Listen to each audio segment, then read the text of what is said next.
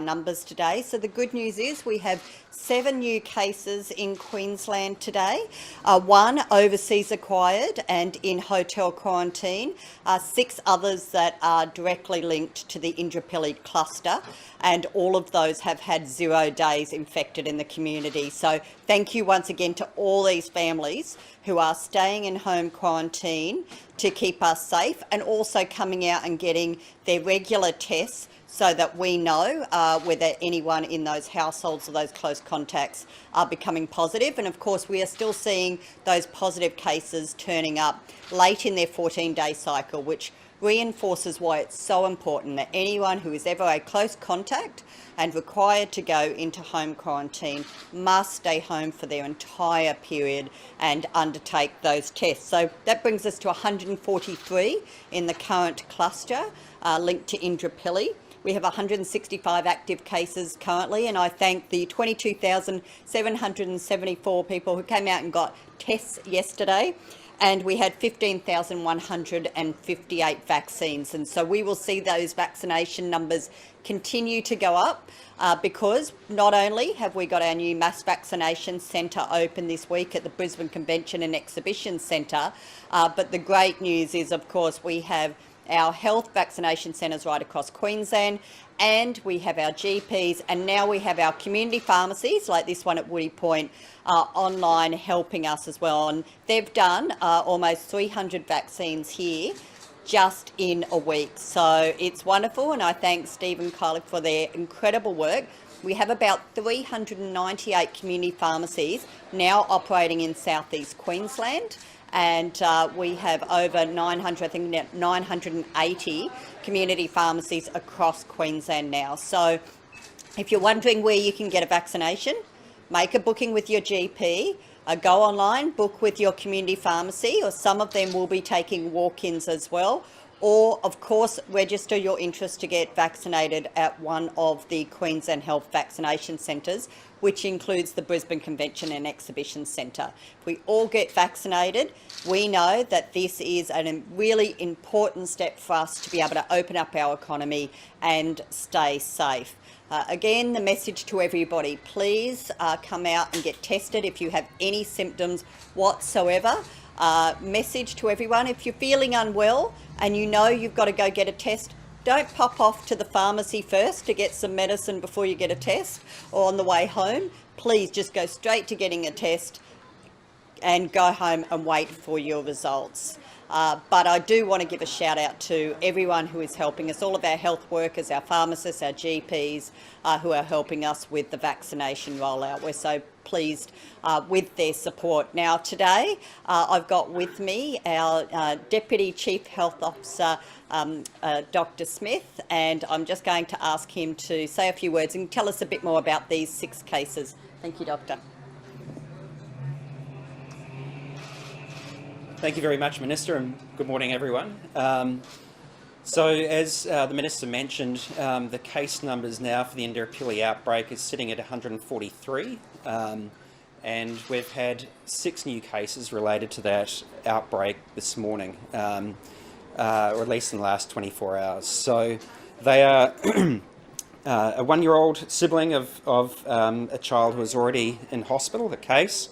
We've had 5 adults related to both Brisbane Boys Grammar School and Ironside State School. So in addition to that, you'll see 7 new cases in the data, and the 7th case is a 4-year-old child who has come from Cambodia, and that child has been in hotel quarantine. So the numbers are looking very reassuring. It's great to see that all of the 6 cases related to the Ironside cluster were in quarantine at the time and had no days in the community. I think we're now sitting at a little over 8,000 people now in quarantine related to that cluster. It's come down from quite high numbers, almost 19,000 at one point. And we wanted to extend our thanks to all of those families that have really done it pretty tough in quarantine. It's not easy, it is a challenge, and the fact that they have been so good and so compliant about their quarantining has meant that we've been able to get on top of this cluster, and has meant that we're in the encouraging position that we're in now. So we really thank them, and they've essentially done a great job in helping to keep the community safe. There are some families who are still in quarantine and have had cases in their households, and again, we sincerely thank them. It's a tough time. They will be going for longer than the 14 days in many cases, and that is really hard going, but they are doing it to keep the community safe, and I've got no doubt that it's really helped to knock the top off this outbreak. So thank you all very much, and one final thank you just to the contact tracers out there. So there's a network of contact tracers around public health units in Queensland, the Health Contact Centre and the Department of Health. They've all done a great job working together to get on top of this, so we thank them too. Thanks very much. Thank you, Doctor. And I just want to thank Dr. James Smith for standing in today and allowing our Chief Health Officer, Dr. Jeanette Young, a little bit of a break today. So I will say we've got 8,514 people now in home quarantine. So that means over 7,000 people have been able to come out of home quarantine overnight. I'm sure they're very pleased to finally be out, but that is still 8,500 people are home quarantining. So we thank them for that. Any questions?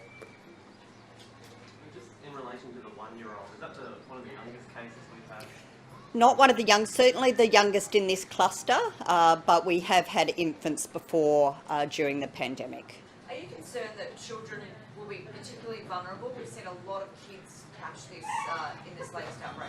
I think what this shows us is that we are dealing with a new strain of this virus that's far more contagious than we saw last year, and we do know now with the Delta strain that we see it spreads through children more, and children are being impacted by this virus more than what we were seeing last year. So that means that all of us have a responsibility to keep ourselves safe and to keep others safe by staying home when you're unwell, by going and getting tested if you have any symptoms whatsoever, and of course getting vaccinated, and just those really simple things, wearing your mask, social distancing and good hygiene. And we need to teach our young children, no matter how young they are, as soon as they're capable of washing their own hands, let's make sure that they understand how to wash their hands properly. In light of so many children getting this new strain, should younger children be getting the vaccine?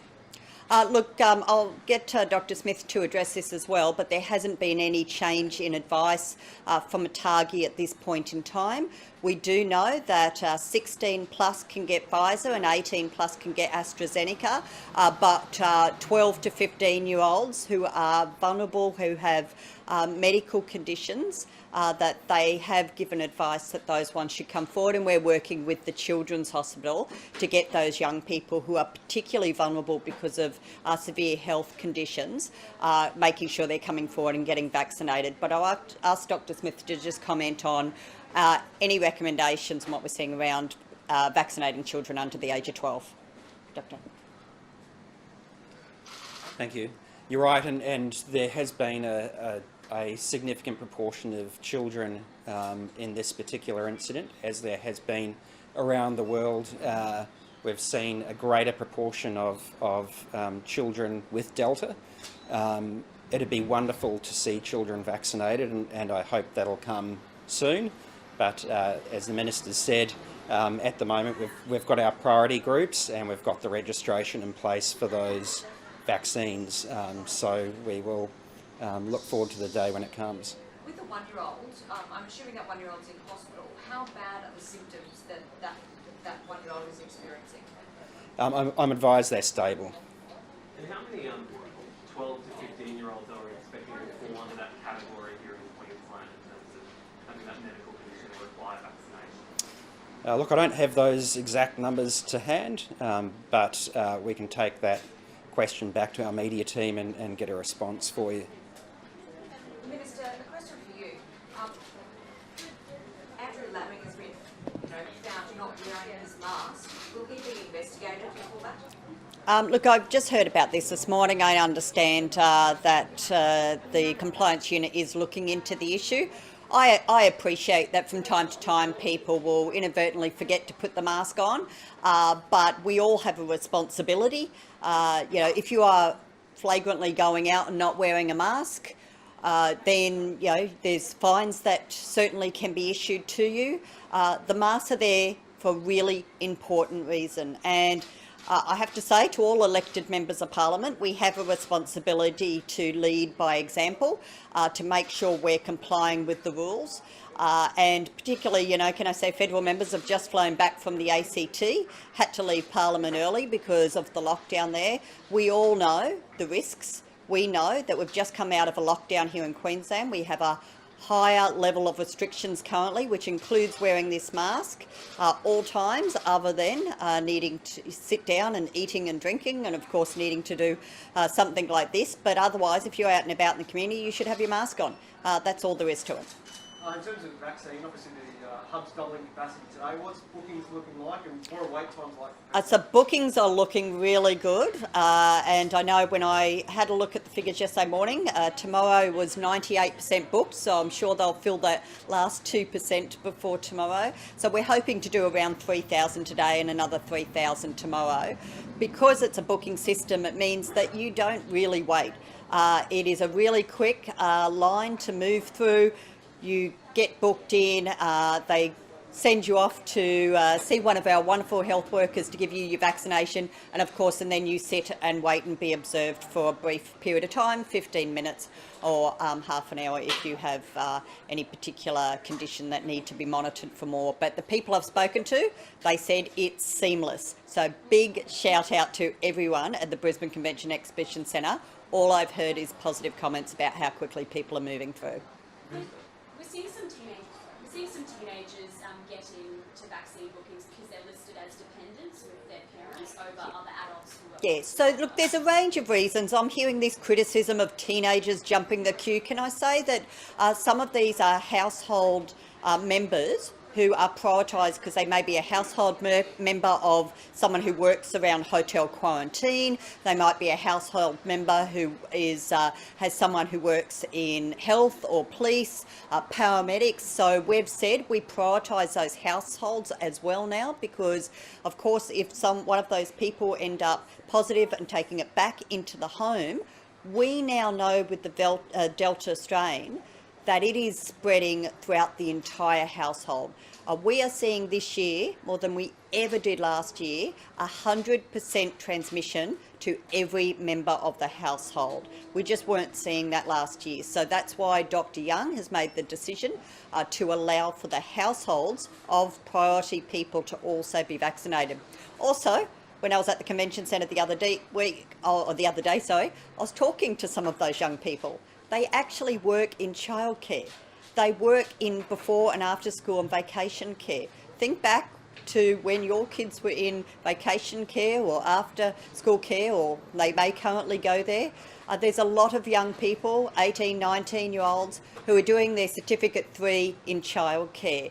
So please don't be so quick to judge when you see a young person getting vaccinated. They could be one of the people who are looking after your children.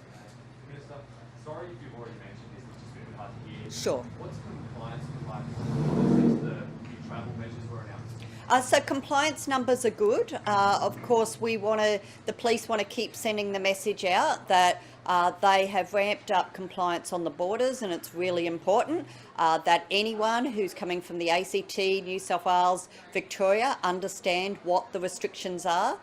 When you are declared a hotspot, you cannot be coming into Queensland by road, you must be coming in by air, and you must have the relevant exemptions or be a Queensland resident. So from 1 o'clock this morning, of course, anyone travelling from the ACT would have to go into hotel quarantine and should only be coming here if they're a Queensland resident or if they have the relevant exemption.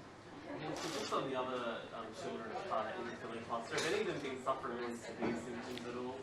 Look, I don't want to talk about individual cases.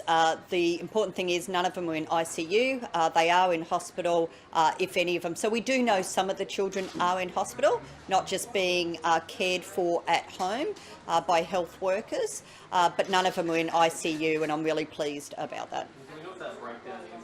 We can get that for you, Jack. Yeah, I do have those figures, so I'm happy to give them to you when I finish about how many are in hospital versus how many are in home.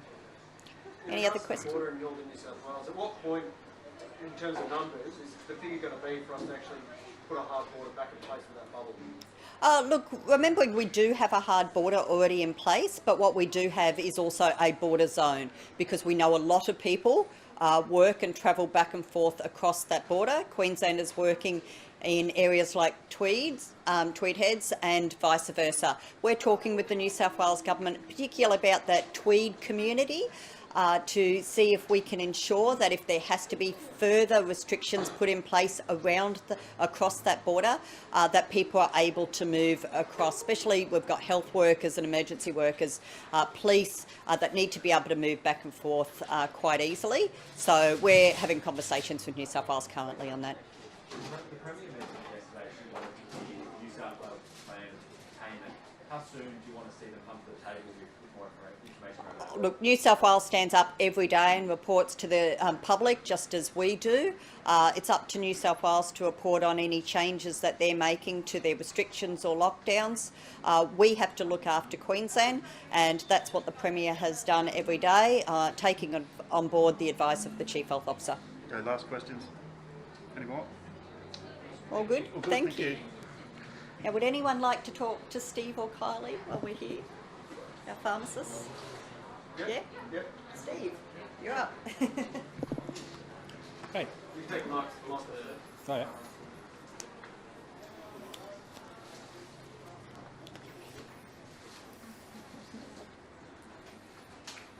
Stephen, Kylie, what's the uptake been like? Has it surprised you? It has. It's really surprised us, actually. Like, we have been flat out since we received our vaccines last week on Friday. Received them Thursday.